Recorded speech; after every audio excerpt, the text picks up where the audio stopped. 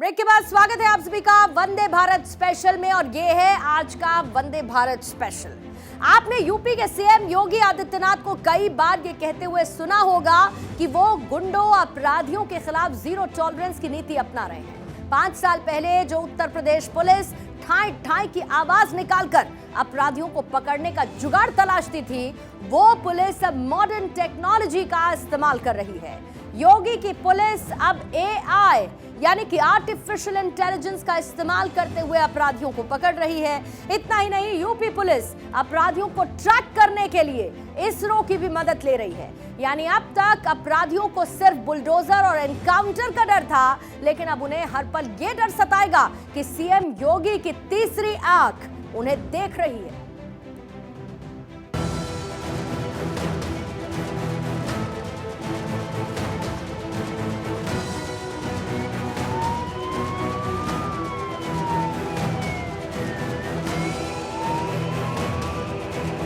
उत्तर प्रदेश 2017 के पहले दो बातों के लिए, यानी उत्तर प्रदेश की कानून व्यवस्था तो बदतर थी ही।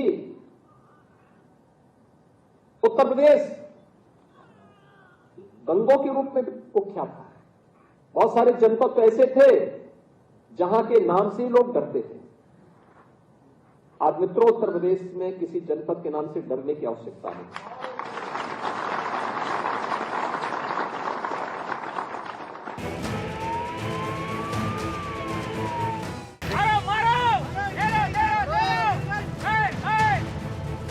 ये वीडियो पूरे देश ने देखा था जब यूपी की पुलिस एनकाउंटर के दौरान गन फेल हो जाने पर मुंह से ही ठाई ठाई की आवाज निकाल रही थी।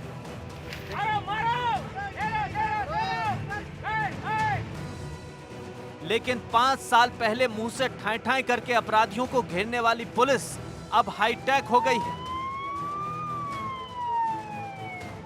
यूपी पुलिस अब अपराधियों को पकड़ने के लिए ठाई ठाई की जुगाड़ू तकनीक नहीं, बल्कि सबसे मॉडर्न टेक्नोलॉजी का इस्तेमाल कर रही है।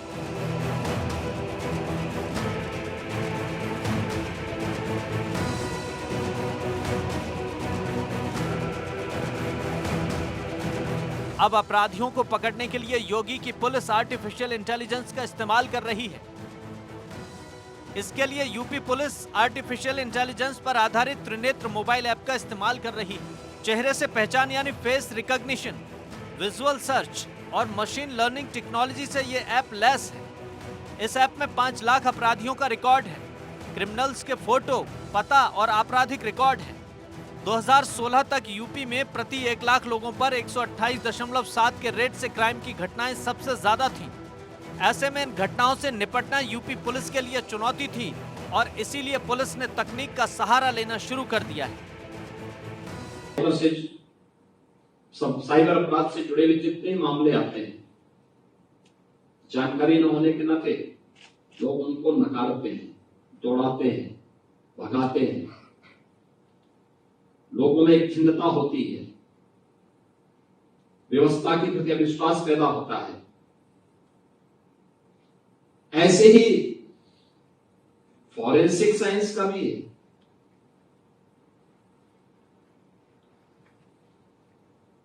अक्सर होता है कहीं कोई अपराध हुआ,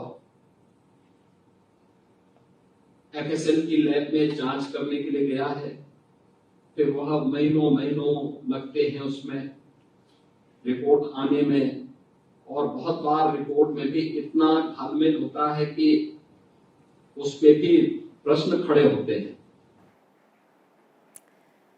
चंदा मामा अब दूर नहीं है, बल्कि हम बहुत जल्द उन्हें छूने भी वाले हैं। हमारा चंद्रयान धीरे धीरे चंद्रमा की तरफ बढ़ रहा है और इसरो के वैज्ञानिक एक एक कर चंद्रमा के ऑर्बिट को घटाते जा रहे हैं। जरूरत के हिसाब से थ्रस्टर को ऑन ऑफ किया जा रहा है। हालांकि चंद्रयान की सॉफ्ट लैंडिंग 23 अगस्त को होने वाली है, लेकिन चंद्रयान का फाइनल एग्जाम कल हो जाएगा, जब प्रोपल्शन मॉड्यूल लैंडर से अलग होगा। भारत के मून मिशन पर पूरी दुनिया की इस वक्त नजरें हैं। दरअसल इस मिशन के जरिए भारत दुनिया को बताना चाहता है कि उसके पास चांद पर सॉफ्ट लैंडिंग करने और रोवर को वहां पर चलाने की काबिलियत भी है। इससे दुनिया का भारत पर भरोसा बढ़ेगा, जो कि कमर्शियल बिजनेस बढ़ाने में भी मदद करेगा। चंद्रयान के सफर का हर दिन बीतने के साथ कैसे कैसे रोमांचित होता जा रहा है, आइए आपको चंद्रयान का टूर करा देती हूं। 10, 9, 8, 7, 6, 5, 4, 3, 2, 1, 0.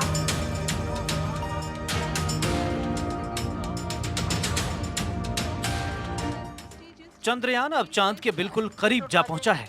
23 अगस्त को चंद्रमा पर उतरने से पहले चंद्रयान को अब बस आखिरी परीक्षा पास करनी बाकी है। इसरो ने आज चौथी बार चंद्रयान 3 की ऑर्बिट बदली, यानी चंद्रयान अब चंद्रमा की 153 किलोमीटर बाई 163 किलोमीटर की करीब करीब गोलाकार कक्षा में आ गया है। इसके लिए इसरो वैज्ञानिकों ने सुबह करीब 8:30 बजे चंद्रयान के थ्रस्टर कुछ देर के लिए फायर किए।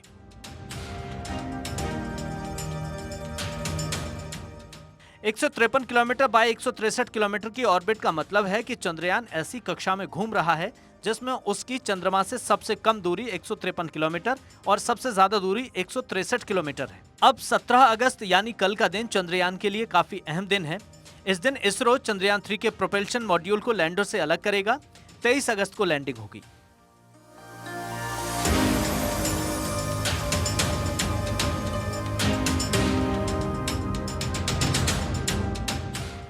चंद्रयान में लैंडर, रोवर और प्रोपल्शन मॉड्यूल हैं।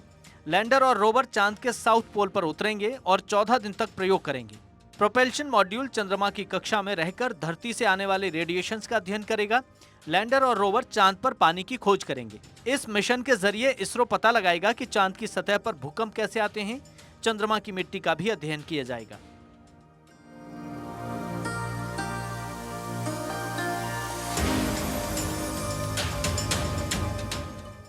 पृथ्वी से लॉन्च होने के 22 दिन के सफर के बाद चंद्रयान 5 अगस्त को शाम करीब 7:15 पर चंद्रमा की कक्षा में पहुंचा था।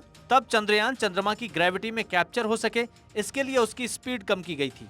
स्पीड कम करने के लिए इसरो वैज्ञानिकों ने यान के फेस को पलटकर थ्रस्टर 1835 सेकेंड यानी करीब आधे घंटे के लिए फायर किए। ये फायरिंग शाम 7:12 पर शुरू की गई थी। चंद्रयान ने जब पहली बार चंद्रमा की कक्षा में एंट्री की थी तब ऑर्बिट में प्रवेश करते समय उसके ऑनबोर्ड कैमरों ने चांद की तस्वीरें भी कैप्चर की थी। इसरो ने अपनी वेबसाइट पर इसका एक वीडियो बनाकर शेयर किया था। इन तस्वीरों में चंद्रमा के क्रेटर्स साफ साफ दिखाई दे रहे हैं। चंद्रयान के पूरे सफर को अगर तारीखों में देखें तो 14 जुलाई 2023 को चंद्रयान 3 की लॉन्चिंग हुई। फिर 31 जुलाई को पृथ्वी की कक्षा से निकलकर यह चांद की ओर बढ़ा। 5 अगस्त को चंद्रमा की पहली कक्षा में डाला गया। 6 अगस्त को चंद्रमा की दूसरी कक्षा में डाला गया। 9 अगस्त को चंद्रमा की तीसरी कक्षा में डाला गया। 14 और 16 अगस्त को चांद की चौथी और 5वीं ऑर्बिट में भेजा गया है। अब 17 अगस्त यानी कल चंद्रयान के प्रोपल्शन और लैंडर मॉड्यूल अलग होंगे। 18 और 20 अगस्त को चंद्रयान 3 के लैंडर मॉड्यूल की डी ऑर्बिटिंग होगी। 23 अगस्त को लैंडर चंद्रमा के साउथ पोल के पास सॉफ्ट लैंडिंग करेगा। पूरे देश को 23 अगस्त का इंतजार है, जब चंद्रमा की सतह पर चंद्रयान उतरेगा। इसरो के वैज्ञानिक लगातार चंद्रयान की दिशा और प्रगति को मॉनिटर कर रहे हैं। चंद्रयान पर सिर्फ भारत की ही नहीं बल्कि पूरी दुनिया की नजर है। इसरो के वैज्ञानिक इस बार आत्मविश्वास से भरे हुए हैं। चंद्रयान 2 की बजाय इस बार कई ऐसे बदलाव किए गए हैं जिनसे चंद्रमा पर सॉफ्ट लैंडिंग में कोई परेशानी ना हो। Bureau report, Bharat 24।